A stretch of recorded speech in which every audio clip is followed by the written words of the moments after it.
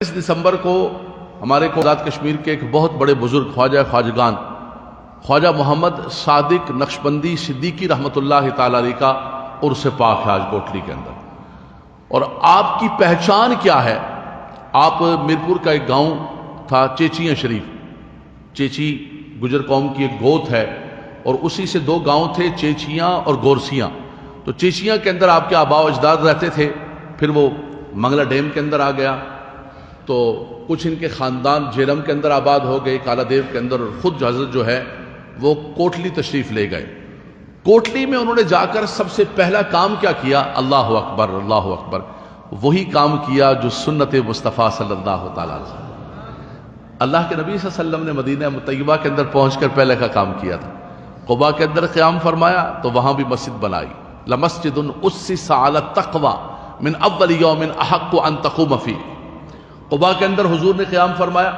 اچھا، ہم جہاں بھی کہیں پہنچتے ہیں، ہجرت کرتے ہیں، مائگریشن کرتے ہیں، تو سب سے پہلے جا کر کیا کہتے ہیں؟ یار کوئی گھر کا انتظام کرو میرے لیے، میرے بچوں کے لیے، اور یار کوئی ساڑھے واسطے گھر کا انتظام کرو، بچے کتنے رہن گے، کوئی سر چھپان کی جگہ، اور بیلیوں کو کر دیو یار۔ سب سے پہلے کیا کہتے ہیں؟ یار کوئی چھت تو ہمارے لیے۔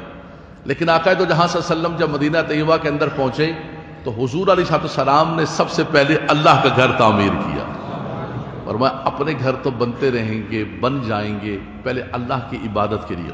پھر آگے تشریف لے گئے، مسجد نبوی کی بنیاد رکھی، اپنے ہاتھوں سے آقا دو جہاں صلی اللہ علیہ وسلم نے زمین کو خریدا۔ سیدنا صدیق اکبر رضی اللہ تعالیٰ کے نصیب پر قربان کہ مسجد نبوی کی پہلی پیمنٹ ادا کی، سبحان اللہ۔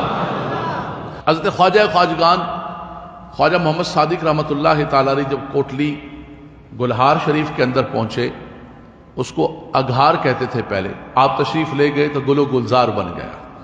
آپ نے سب سے پہلے وہاں پر جو ہے مسجد تعمیر فرمائی، بنیاد رکھی۔ آپ پیدا بھی مسجد کے اندر ہوئے، حضرت قاضی سلطان عالم رحمۃ اللہ تعالیٰ علیہ کے گھر پر، جو اللہ کے بہت بڑے ولی کامل تھے، ان کے گھر پر مسجد میں پیدا ہوئے، مسجد کے ساتھ حجرے میں، اور جب آپ کا جنازہ اٹھا تو وہ بھی مسجد کے ساتھ سے اٹھا۔ مسجد سے محبت تھی، آپ مسجد سے پیار تھا۔ اچھا، ہمارا یہ جتنا علاقہ ہے، یہ میرپور ہے، کوٹلی ہے، یہ سارے کا سارا جتنا کشمیر کا یہ جو ایریا ہے، خاص طور پہ ضلع میرپور ڈیم بننے کی وجہ سے 1960 کے اندر لوگ برطانیہ کے اندر چلے گئے، تو لوگ آ کر پیر صاحب کو نظر پیش کرتے، نذرانہ پیش کرتے۔ ایک تو وہاں سب سے اچھا پیارا نظام یہ ہے کہ وہاں لکھ کے لگایا ہوا ہے کہ مہربانی فرما کے نہ کوئی نذرانہ یہاں پر پیش کرے، نہ ہم سے کوئی آ کے تعویذ مانگے، نہ کوئی ملنے کے لیے آئے۔ آپ یہ یقین رکھ لیں کہ ہم آپ کے لیے دعا گو ہیں، آپ ہمارے لیے دعا گو رہا۔ کوئی یہاں پر کچھ بھی کرنے کی کوشش نہ کرے، ورنہ یہ ہوتا ہے کہ یہ ڈبہ فلاں کے لیے، یہ ڈبہ فلاں کے لیے، یہ ڈبہ فلاں کے لیے، یہ ڈبہ فلاں کے لیے ہے جی۔ پیری مریدی نام اس کا ہے کہ ہاتھ ملاتے جاؤ اور نذرانے پکڑتے جاؤ، آگے بڑھتے جاؤ، ہاتھ ملاتے جاؤ، نذرانے سٹو، آگے چلو، بس یہ نام ہے آج کے اس زمانے کے اندر پیری مریدی کا۔ لیکن ان بزرگوں نے وہ اسلاف کی یاد کو تازہ کر دیا۔ اللہ اکبر اللہ اکبر۔ آپ کو کوئی نظر پیش بھی کرتا تو آپ فرماتے کہ اپنے گاؤں میں، اپنے علاقے میں کوئی مسجد بنا دو یار، مسجد بنا دو، ہمیں کیا کرو گے، ہم نے 2 روٹیاں کھانی ہیں، ایک کھدڑ کا سوٹ پہنا ہوا ہے۔ اللہ اکبر۔ اور سب سے بڑی بات یہ ہے کہ آپ نے اپنی زندگی کے اندر ہمارے علاقے کے اندر، کشمیر میں، میرپور میں، ڈڈیال میں، سارے علاقے میں، حضرات گرامی یہ بھی سن لیں آپ، آستانوں کا یہ تو سنتے ہیں کہ آستانوں والے گھوڑوں کے ریس کراتے ہیں، آستانوں والے جو ہے نا انہوں نے کتے پالے ہوئے، مرغوں کی لڑائیاں اور کتوں کی لڑائیاں کراتے ہیں آستانوں والے، بالکل ایسا ہوتا ہے، ہم بھی بیان کرتے ہیں اس کا، اور بیان کرنا چاہیے۔ جو غلط ہے وہ غلط ہے۔ جو آستانوں کی قبروں کے طواف کرتے ہیں اور قبروں کی جا کے سجدے کرتے ہیں، ان کو غلط کہیں گے، اس کو غلط کہیں گے اسی محراب و منبر سے، اور صوفیاء کو ماننے والے کہیں گے، کوئی اور نہیں کہے گا، ہم کہیں گے۔ جو غلط ہے اس کو غلط کہیں گے۔ لیکن یار یہ بھی تو بتاؤ کہ کچھ اللہ کے ایسے بندے بھی ہیں جنہوں نے اس زمانے کے اندر اس ولایت کا اور تصوف کا لاج رکھا ہوا ہے۔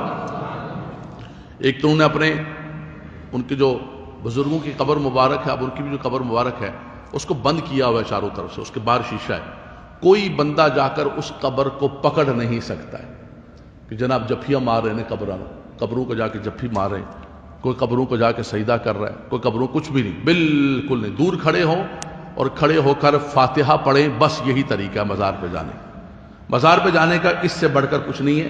چند قدم کے فاصلے پر کھڑے ہوں، فاتحہ شریف پڑھیں، سورہ اخلاص پڑھیں، سورہ فاتحہ پڑھیں، ان بزرگوں کو وصال کریں اور ان کے توسل سے اللہ کی بارگاہ سے مانگیں. دینے والی ذات کون ہے؟ یہ بزرگ وسیلہ ہے، یہ بزرگ توسل ہے. جو بھی دیتا ہے سب کچھ باذن اللہ تبارک و تعالی ہوتا. اللہ اکبر. ایک تو انہوں نے یہ نظام کیا، بڑا پاکیزہ قسم کا نظام، ہر قسم کے خرافات سے، بدعات سے حرام. قبر کا طواف حرام، قبر کا بوسہ اعلی حضرت منع کیا. قبر پہ چادر ایک چڑھاؤ جب تک بوسیدہ نہ ہو جائے. تو ہمارے اپنے لوگ ناراض ہوتے تھے کہ یار تم کیسی زبان استعمال کرتے ہو، فلاں کرتے ہو. اسی کے اندر ہماری نجات ہے. یہی اہل سنت کا، اعلی حضرت کا جو مسلک اور طریق ہے وہ یہی ہے. آپ نے ہمیں یہی سبق عطا فرمایا اور بحمداللہ تعالیٰ اس پر قائم دائم ہے. خواجہ محمد صادق صاحب رحمۃ اللہ تعالیٰ علیہ نے عملی اعتبار سے اپنے اس بازار کو پورا بند کیا اور فرمایا کوئی بھی بندہ چپکے گا نہیں، وہاں پر کوئی خرافات، کوئی بدعات، کوئی چیز نہیں. جو بھی چیز ہوتا کہتے جی مسجدیں بناؤ، مسجدیں بناؤ. حضرات گرامی اپنی زبان پر سبحان اللہ رکھیے گا. انہوں نے اپنے آستانے کی طرف سے 1100 مساجد تعمیر فرمائے. کچھ مسجدیں وہ ہیں جو خود پورا آستانے نے بنائی، کچھ کے اندر جو ہے انہوں نے اپنے مزدوروں کو اور لوگوں کو دیا، کچھ کے اندر آدھا حصہ گاؤں والوں نے ملایا، آدھا انہوں نے ملایا. مساجد کا ایک جال بچھا دیا. پھر ان مسجدوں کے اندر جو ہے وہ مدرسے بنائے، حفظ کے مدرسے، تجوید کے مدرسے، درس نظامی کی ابتدائی کلاسیں پڑھ کے ہمارے ساتھ جامعہ نظامیہ کے اندر طلبہ جو ہے وہ وہاں کوٹلی سے پڑھنے آیا کرتے تھے. تو یہ وہ آستانہ ہے کہ جس نے حقیقی طور پر دین کی خدمت کی ہے، اللہ کے دین کی خدمت کی ہے، مساجد کو تعمیر کیا اور لوگوں کے اندر ایک روحانیت پیدا کی. اللہ اکبر. بڑے بڑے شیوخ الحدیث ہمارے جامعہ نظامیہ کے شیخ الحدیث مسلم شریف پڑھاتے تھے. علامہ خادم حسین رضوی صاحب رحمۃ اللہ تعالیٰ علیہ خود فرماتے تھے کہ جس شخص نے مجھے رنگ چڑھایا، رضویت کا رنگ چڑھایا، دین کا شعور عطا فرمایا، وہ تھے استاد العلماء. ان کے بھی استاد تھے، ہمارے بھی استاد تھے، مولانا محمد رشید نقشبندی رحمۃ اللہ تعالیٰ علیہ. اور وہ یہاں کوٹلی گلہار شریف سے بیعت. خود امیر المجاہدین علامہ خادم حسین رضوی صاحب خواجہ محمد صادق صاحب رحمۃ اللہ تعالیٰ علیہ کے بیٹے قبلہ حاجی پیر صاحب سے بیعت.